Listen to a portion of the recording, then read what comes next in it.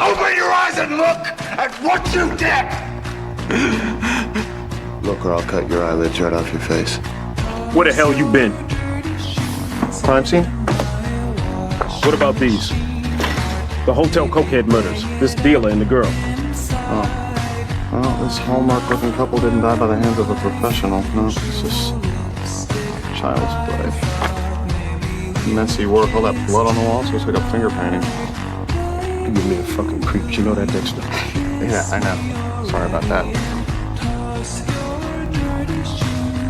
Dexter called me. Who's that? The Bay Harbor Butcher. The Bay Harbor Butcher. You know the nickname, and you know what he did.